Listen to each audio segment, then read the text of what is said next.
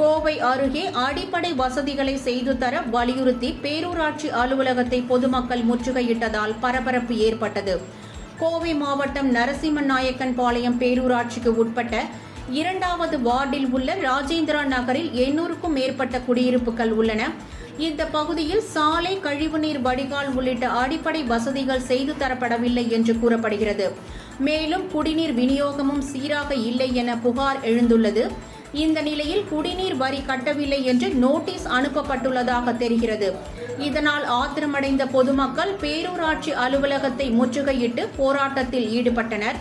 பொதுமக்களிடம் பேச்சுவார்த்தை நடத்திய பேரூராட்சி செயல் அலுவலர் ஆனந்தன், இன்னும் 1 வார காலத்திற்குள் குடிநீர் விநியோகம் முறையாக விநியோகிக்க நடவடிக்கை எடுக்கப்படும் எனவும், சாலை மற்றும் கழிவுநீர் வடிகால் உள்ளிட்ட அடிப்படை வசதிகள் அரசிடமிருந்து நிதி பெற்று நிறைவேற்றப்படும் என்றும் உறுதி அளித்தார்.